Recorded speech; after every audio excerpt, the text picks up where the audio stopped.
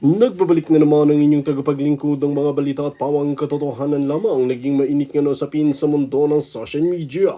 Finish na uminit ang mga sitwasyon sa paligid ng palasyo. Maraming men in uniform ang nagtipon habang naghihintay ng susunod na kaganapan. Kumalat ang mga usap-usapan na may malaking pagbabago na magaganap. Nag-abang ang mga publiko sa bawat bagong impormasyon na lumalabas. Naging sentro ng atensyon ang palasyo sa gitna ng matinding tensyon. Iba't ibang grupo ang nagbantay sa mga pangyayari sa buong magdamag. Maraming haka-haka ang lumutang tungkol sa tunay na layunin ng operasyon. Patuloy na naghihintay ang mamamayan sa opisyal na pahayag. Naging usap-usapan sa social media ang mabilis na pagdami ng mga tao sa lugar. Ang bawat galaw na binabantayan ng publiko at media. Lalong tumitindi ang pananabi kung ano ang susunod na mangyayari. Nagkaroon ng sari-saring opinyon mula sa iba't ibang panig. Marami ang nanawagan na pairalin ang kaayusan at sundin ang batas. Habang lumalalim ang gabi, nananatiling nakatuon ang lahat sa mga kaganapan. Ang buong bansa ay naghihintay sa magiging resulta ng tensyon sa palasyo. Well mga kaibigan, para nga sa karagdagang impormasyon, panoorin nga natin ang buong video. At kung bago ka pa lamang sa aking channel, huwag kalimutan i-click ang subscribe button at notification bell para lagi kang updated sa ating mga bagong video. At para sa sulit viewers natin dyan, maraming salamat sa walang sawang pagsuporta. The result should be the conviction of each Filipino, yung matitinong Pilipino lang. Wala, pwera dito yung mga troll, no? Alam nyo kaya naging troll yung mga yan? Bakit? Kasi kailangan nila kumita ng pera eh. Para pakain nila sa putang ng pamilya nila eh. Oh, kaya nga, pinaglalaban nila yung pamilya nila sa maling paraan. Yung mga drug addict, kaya yung mga drug syndicate ba, mga pusher, bakit sila nagtutulak ng droga? Kailangan nilang kumita. Di baling masira yung buhay ng iba. Basta yung kumita siya. Ganyan din yung magnanakaw. Kumita sila. Yung mga putang ng mga to, mga Congress, yung mga magnanakaw na to, mga pumapaldo, pinaglalaban nila yung pamilya nila, yung dynasty nila. Ganyan din si Marcos. Pinaglalaban niya yung pamilya niya. Bakit tayo walang karapatan paglaban yung pamilya natin? Paglaban din natin pamilya natin. Sila sa katiwalian nila ginagawa, tayo sa tama. Kaya, at the very minimum ay may requirement, mga kababayan, ang aking example na sinasabi sa inyo. Ako, tatayo para ipaglaban ko ang pamilya ko. Hindi ko napakialaman yung pamilya nyo. Pero kung ginagawa natin lahat yan, collectively pinaglalaban natin ang bansa natin, mananalo tayo. Ganun kasimple. Huwag nyo na isipin yung mga highfalutin na, tatayo si ganyan, susunod ako. Hindi! Nakailan pa bang you lead your family. Lead your family. Mahirap ba intindihin yun? Sino ba ang padre de pamilya? Sino ba yung madre de pamilya? Paano kayo nagkaanak? Isang padre at isang madre. Sino ang mga haligi at ilaw ng tahanan? Taguyod niyo yung pamilya nyo. Tama ba? Yun napakadaling sagutin. Tama ba yung ginagawa ng tarantado mga tukmoy na to? Hindi. Tama ba yung bendalo? Hindi. Tama ba yung creeping, silent martial law? Hindi. Tama ba yung mga karapatan ninyo magsalita? Sinusupil? Hindi. Tama ba yung mga mainstream media? Bayaran? Hindi. Putragis. Anong ginagawa natin? Tahimik, yuko na lang. Ibig sabihin, sinusubo niyo yung pamilya ninyo sa kawalangyaan nito. At mamanahin yan ng mga anak nyo, ng mga apo nyo. Ngayon, kung kayo pumapayag, napakasama nyo rin. Kasi kami natatayo para sa pamilya namin. At marami kami tatayo para sa pamilya namin. Makikinabang kayo ng mga walang balls, walang pakialam. Makikinabang kayo. That's why I want a thorough listing ng mga involved dito, mga walang paki, yung mga tao na nagkonsinte sa sindikato nato. Because you do not deserve what is coming. You do not deserve a brighter future ng Pilipinas. Doon kayo sa isang isla. Pabayaan namin kayo. Because it is your choice. It is your choice. Kami ang choice namin. Tayuan namin mga pamilya namin. Ayaw namin ng ganito eh. Ayaw namin ng ganito. Kaya maliwanag yung nasa ano natin, sa preamble, yung constitution natin. We, the sovereign Filipino people. Kami ang nasa itaas. Imploring the aid of Almighty God. Diyos lang ang kinikilala naming mas mataas sa amin. Imploring the aid of Almighty God. In order to build a just and humane society. Tama ba yung ginagawa natin yan? Hindi just. Sila kumikita, pumapaldo, tayo hindi. Tayo kumayod, sila kumikita. Sa kanila pong pumunta. And humane, wala silang paki. Ilan na yung walang gamot na ospital? PhilHealth, nasa yung pera. Di ba tarantado to mga to? Doon pa lang sa preamble natin, tinarantado na tayo. Yung a just and humane society, and to establish a government that shall embody our ideals and aspirations. Ideal ba natin yung nakawan tayo? Yung bola-bolayan yung tao, budulin tayo? Gusto ba natin ganun? Binubudol tayo ng mga pinuno natin? Hindi. Nilagay natin dyan para magtrabaho sila, pagsilbihan tayo. Tangina, nakawan tayo, tapos gusto nila kumawala, ayaw nila maimbestigahan. Mga gago, di ba? At tuloy-tuloy lang sila. Gusto pa nila ma-extend sa kanilang mga posisyon. Gagalawin nila yung konstitusyon natin. Nangangalangya eh. Promote the general welfare. Tama ba yun? Promote the general welfare. Promote the common good. Promote the common good. Is it the common good na yung PhilHealth natin nakawin? Is it the common good na yung sovereign wealth natin na walang explanation? Yung ginto, binenta? Is it the common good? Na yung mga sasabihin nila na based dun sa taxes natin, inallocate sa budget cycle, merong mga allocation sa bawat ahensya ng gobyerno na ngayon ang nasisilip lang ay yung flood control na yan, DPWH. Nasabi nila nagawa. Pinagmalaki ng presidente, nagawa. Tapos napak-check ng langit, binaha, may patay. May mga nawala yung mga bahay, nalubog. Saan ngayon ang mga walang yan to? Promote the common good. Conserve and develop our patrimony. Tama ba yun? Conserve and develop our patrimony. Pinagbebenta yung mga asset natin. No? Nagtayo ng mga bases, wala man lang konsiderasyon. Magtatayo ng parang cyber city, wala man lang konsiderasyon. Matangin ng mga yan. Benta sila ng benta ngayon para kumita ng pera na wala tayong alam kung saan napunta yung pera, saan nagagamit yung pera. How is it conserving and developing our patrimony and securing to ourselves and our posterity the blessings of independence? Kaka-Independence Day lang natin. Are we independent? And democracy. The blessings of independence and democracy under the rule of law. Meron tayong bendalo.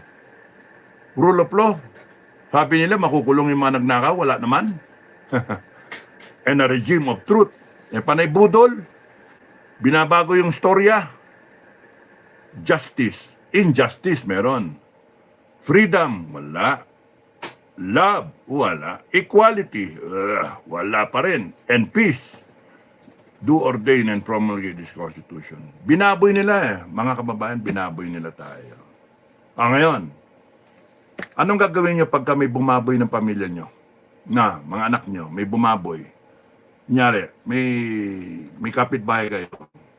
O kaya may, yung anak mo lang pituhan eh. Sexy, di ba?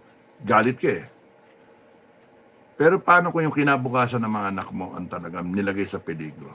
Binaon tayo sa utang, tapos nun wala naman nakikita. Ninanakaw lang pala. Tapos ngayon na mag-iimbestigasyon, hinaharang nila. Payag kayo doon? Kami hindi. Ako hindi. Hindi ako payag doon. In fact, galit ako eh. And I am translating that anger, the disappointment sa lahat na nangyayari. Both sides. The disappointment, yung sama ng loob, yung galit, yung frustration, translating it to a moral conviction that I have to stand up for my family. Now, in doing so, yung iba ayaw, I'm standing up for you. Pero yung mga naniniwala sa akin, mga Pinoy survivor, not kayo, at mga SFGF, the moral conviction is we should stand up and fight for our family. It is our future. Never mind yung mga putang mga future ng Luzon, Visayas, Mindanao. Future ng mga future generations. Hindi. Nisip ko lang pamilya ko eh. Pamilya ko, pati mga aso ko. Yun na, okay na sa akin yun. Hindi tama yung ginagawa ng mga tarantadong to. At kung kinakailangan mamatay ako, okay lang, mamatay ako. At least I tried fighting. I tried standing up. And to hell with you na ayaw tumayo. Utang na yun, you do not deserve. Mamatay man ako, at least okay na ako. Wala na. At least pinaglaban ko, tinaguyod ko yung pamilyang Pilipino, pamilya ko. Pamilya ko. At kayo, Nini, kayo ni Alex, tumayo kayo. Tumayo kayo. Tanda na tayo, 60 ka na ngayon. Ano, aabot ka ng 60, aabot ka ng 70, 80, and in your deathbed, sasabihin mo, sayang, sana pinaglaban ko kasi nagkaloko-loko ang Pilipinas eh. No, huwag mo nang paabutin ng ganun. Tayuan mo, pamilya mo. Kayo, tayuan nyo, lahat ng mga bata. Tayuan nyo mga apo nyo. Sige, dalhin nyo buong pamilya nyo. Tayuan nyo ang bawat isa. Di ba? And kung gano'n ang iniisip ng bawat isa sa atin, kapatid ko ito pinagsasabihan ko, hindi kayo. Kung gano'n ang iniisip ng bawat isa sa atin, and we do it collectively, we are saving this country. We are saving this country. You just have to think your family. Think of your family, your futures, the future of your family. Tarantado itong mga kriminal na to, itong mga dugunit na to, mga animal kayo. Gago eh. At kung walang magsasalita, nakagaya ko, at mag-analyze, etc. Wala na. Ano kasi tumigil ako? Sa inis. No eh. I'm translating my anger, my frustration, everything. I'm translating it, focusing it to a moral conviction that I have to stand up for my family. That's the very minimum. Because I hate what's happening. I do not allow this to happen. And I'm standing up. Dapat ganyan ang iniisip ng mga matitinong Pilipino. Petsa na lang ang hinihintay natin. Petsa. Date. Kung kailan. Meron tayong date ha. And we do it collectively. We are fighting for our country. Because it started with the Filipino family. It's worth dying for. Worth fighting for. Hindi yung democracy. Freedom. Mga equality, never mind sa akin, ang inisip ko lang. Tama lang iwanan natin yung pamilya natin ng isang Pilipinas na matino. I will not go down, I will not go out in the night, I will not allow that I will be draped in a flag. Tapos nun I died without even trying. Hindi, na kailangan talaga, no choice talaga Tatakbo ka ng eleksyon, anong mangyari? Hintayin ko 2028? Ha? Wala man akong pera pantakbo. Ayoko naman, di naman ako naniniwala dyan sa COMELEC na yan. Gagaguhin lang tayo. Hindi, nasayang yung oras ko. Hindi, tumayo na ako ngayon. Tayo na ako ngayon. Pagka mali reboot na lang. Reboot na lang yan. Puta yung mga yan. Tarantado. Talaga, May mali ba? Meron. May mali sa election laws natin? Meron. May mali sa politika natin? Meron. What is the, how would you rate yung political brand ng Pilipinas? No? Ano do you rate that? From 0 to 10. Yung politika sumira sa atin. Yung klase ng Philippine politics. Malayo pa eleksyon, putang ina. Nangungulimbat na ng pera. Sinisira na yung binili na yung mga stasyon, mainstream media, para kontrolado nila ang narrative. Kontrolado nila yung mga enforcement agencies, bayad eh. Kontrolado nila yung mga legal na yan, binebendalo nga eh. Ano laban mo?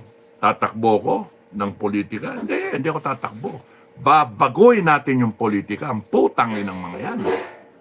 Kasi tatayo tayo, mga animal na yan. Bagoy natin, nasa atin eh. Nasa atin ang pag-asa ng pamilya natin. You do it collectively, we save this country. If only a few will do it, at least we attempted to do it. Kayong mga nasa simbahan, palagay nyo? Ha? Nasaan yung pamilya ninyo simbahan? Di ba it is your flock? You're allowing your flock na loko-lokohin, na may sasama dyan sa inyo, tatawagin yung Kristiyano, yung pala yung mga wolf in sheep's clothing. Pagkatulog kayo, wala kayo, kinakain yung mga tupa nyo. And then you allow it to happen. Pinapaldo kayo, binabayaran kayo, mga animal kayo. God strike you down, mga animal kayo. Mga walang niya, mga pare na wala sa lugar. God strike you down. Sana kunin kayo ni Satanas. Hanep eh. Pare pa naman. Tapos magaling kayong manira ng mga kapwa pastor, pare. Hindi nyo tignan yung sarili nyo. Pumapaldo kayo. Yung mga matinino, pag-isipan nyo maigay kung ano yung dapat nyong gawin. Do you save your flock? Do you stand up for your flock? Because there's something really wrong in this country. Okay. Kaya nga, puso, ang puso, maraming salamat sa nanonood. Thank you. Like, share, subscribe. Ano pa ba gusto ko sabihin? Wala, sinulat ko dito eh. So, ang politikang Pilipino, the brand, politikang Pilipino, isa sa problema natin. Simptomas lang yan. What our politicians are doing and what the per se the politics in this country is doing is ruining this country. You are supposed to protect the people, serve the people. But in so doing, ginagawa nyo, iniisip yung politika 2028, you're destroying the country.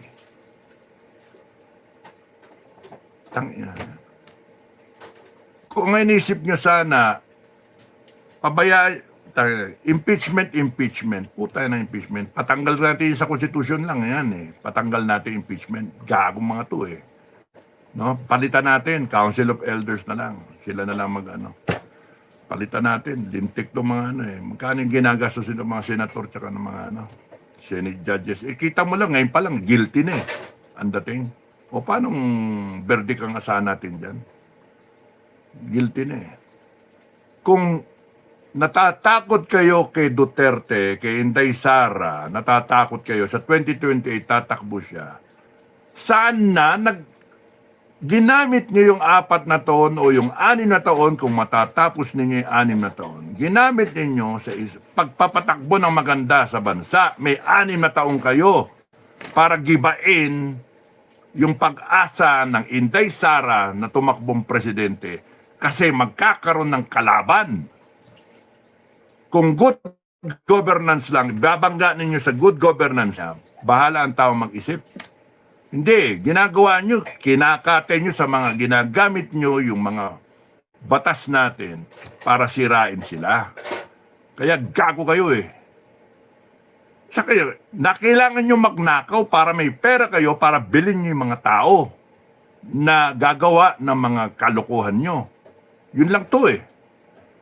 Nagsimula ito sa kinakailangan ma-eliminate ang mga Duterte. Yan, Digong Duterte na yan, masyadong maingay yan. Maraming naniniwala dyan. Puta, tapon natin yan sa ICC. Sinubo ninyo sa ICC. Binayaran nyo pa yung ICC, mga animal kayo. Ngayon, ayaw nyo pa imbestiga. Papail pa kayo ng kaso doon sa mga Marines na yan, doon sa mga witness. Sige, pailan nyo ng kaso. Alam naman natin na ang tagal ng kaso bago ma-resolve. 12, 15 years. By that time, hawak nyo na ang gobyerno. Hawak nyo na, tapos na yung konstitusyon. Hindi kami papayag. Mga animal kayo, hindi kami papayag. Kung ginagawa nyo yan, mag-bend the law, kami, we will change the law. No? Papairal namin our own sovereign law. Magde-declare lang kami. Tapos kayong lahat. Mga animal kayo. Kayong ginagago nyo kami. Ang hiningi ko lang sa mga kababayan, pag-isipan nyo, utak, puso, may mali ba talaga? May mali ba? Tama ba ninangkawan tayo? Trilyon? The biggest in history? Tama ba? Tama ba ibibintang mo yung nakaw sa ibang administrasyon? Eh yung pera dito nirelease eh. 23, 24, 25. Tama ba yan parang lang mabago yung opinion ng isang senator. Para makuha yung majority, tatakutin ninyo ng kaso, puta na. Tama ba yon? Tapos namamayagpag kayo ngayon, ang kala nyo, ang gagaling ninyo, ang nakuha niyo yung majority, putang ina nyo, mga PI kayo. Tangina nyo talaga. Niloloko nyo kami? No. Hindi nyo ko kayang lokohin. Tatayuan ko yung pamilya ko, Even nag-iisa ako, tatayo ako. Problema nyo, may sumunod sa akin. Animal kayo. Maggago kayo eh. Hindi ako maghihintay ng ibang tao. Hindi ako maghihintay ng ibang tao, na ibang mga leader. Hindi ako maghihintay ng ibang leader. I am doing it for my family. Mga animal kayo. Ang takutin nyo ako, lihin nyo ako, kasuhan nyo. Tanginan, kasuhan nyo ako, hindi na ako kukuha ng lawyer. Hindi ako papiansa, ina nyo. Magsusutap ako. Tanginan nyo. Lalaban ako. Tado kayo ha. Ba't akala nyo kayo lang? Ha? Kayo lang pwedeng manakot? Mananakot din ako. Tado kayo. I'm doing it for my family. Mga kaya nini, sister, you think it over. Will you just stand by? Matanda na tayo. Hindi ganito yung Pilipinas na dinaanan natin. Pinaglaban tayo ng mga magulang natin. Patay na, sumalangit na. Pinaglaban tayo ng mga magulang natin. Pinaaral tayo. Tinaguyod tayo. Nung kayo nagkaroon ng pamilya, question mark kung natulungan natin yung mga magulang natin. Dahil sa hirap sa buhay. We try to help our parents. Pero tama ba yung ganon? Di ba dapat baguhin na lang natin to, kasama kayo sa pagbago ng bansa natin na wala ng Pilipino dapat ang maghirap. Wala na dapat na poproblemahin yung bayad ng mga ospital. Kasi yung magulang namin na-cancer yung tatay ko eh. Tapos yung nanay ko gumibap yung diarrhea. Nag-dialysis ba? Diabetic, no? Give up lahat, nagkaroon ng complications. Grabe mga sakit. Kapatid ko, kidney naman. Shit talaga. Sino natakbuhan mo? Kamag-anak? Marami pa sasabihin eh. Kasi nga sila rin, they're having their own problems. You have to understand that. Kaya nga, sino tatakbo mo? Kaibigan. Buti pa ibang kaibigan eh. Tutulungan ka pa eh. That's why we have to put an end to all this suffering ng mga kababayan natin. And kung kayo tatayo para sa pamilya nyo lang. Collectively, we save this country. We reboot this country. We change this country for the better. Yun ang solusyon. Wala na yung mga rally-rally na yan ng puta. Na paramihan. Hindi. We fight. We fight. Rally na. Wala naman tumatayo. Oh. Tayuan natin, tayo. Pamilya natin, ang natin, battle cry natin. It's worth dying for. It's worth fighting for. Pamilya nyo. All your lives. Yun ang ginagawa nyo. OFWs, yun yung ginagawa nyo. Hindi kayo makapunta. Oh, fine, okay lang. Pagdasal nyo, tapos nun, yung mga kasama niyo dito, yun ang sabihan nyo pumunta. Ipaglaban yung pamilya nyo. You should be represented. Each one should be represented. Each family should be represented. Because this is the fight of every Filipino family. Hindi yung ganito lang na, ay, hindi, busy ako putang na. Busy. Lahat tayo busy. O sige, busy na rin ako. Busy ako nasa ospital yung aso ko Busy ako. Tsaka yung pagbamba ko babayad ko na lang sa veterinaryo. Bibili ko na lang ng vitamins, gamot ng aso ko. Manganganak yung mga aso ko, 4 yung manganganak Hindi, kailangan ako doon sa farm Ganon. Yung kambingan, doon sa lansones, etc. Busy ako. Hindi ako makakatin. Kayo na lang lumaban para sa pamilya ko. Thank you. Anong gali yan, Di ba? Kaya we fail. That's why we fail. We've been fighting for other people. You change the mindset. You change the peg. Why will I fight for other people? What for? Kasi somewhere along the line, mawalan ako ng gana. Yun yung nakikita ko Pagka ina-engage ko yung mga tao, taxi driver, iba-iba, sari-sari, vendor, sa palengke, sa kung saan ako pupunta, here, Manila, provinces, when I go around, sa mga tao mismo, iba-iba.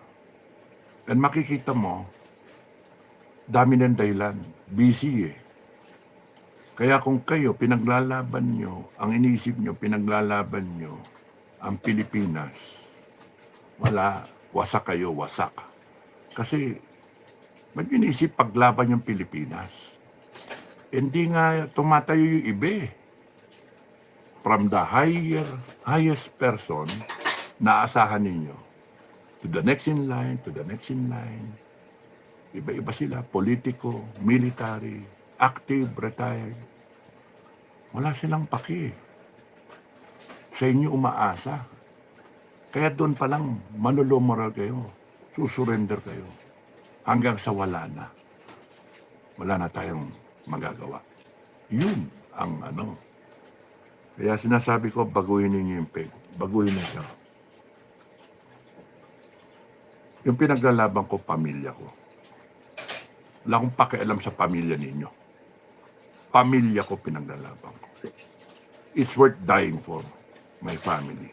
Yung mga sinasabi noon nila, Ninoy, the Filipino is worth dying for. Yung sinasabi ni Cayetano, laban sa laban lang.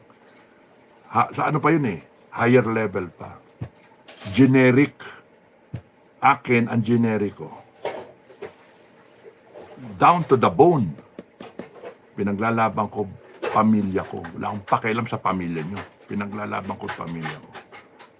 Tama lang tayuan ko. Tama lang lumaban akong putang ng kahit sinong tukmo yan. Kahit sinong ahas yan na manunuklaw, pupugutan ko na ulo. Kahit sinong mga putang ang iharap sa akin, armado, lalabanan ko. May right ako ipaglaban yung pamilya ko. Hindi ako mawala doon. Kasi pamilya ko to At kung ganun din ang iniisip nyo, lahat tayo, pinaglalaban natin yung pamilya natin. Huwag nyo nang isipin yung pamilya ng iba na walang paki. Pamilya ng mga plunderer, pamilya ng mga drug addict yan. Wala tayong paki. Pagka umikot ang gulong, ibukod natin lahat yan. Tangina mga yan. Bukod natin lahat yan. Pamilya ng mga mga troll. Bukod natin lahat yan. Mga vlogger, mainstream media. Nako. Bukod natin lahat yan. Mag-cleansing tayo. Lintik na mga yan. Dadamay tayo sa demokrasya na palpak. Nigagago tayo eh. So, the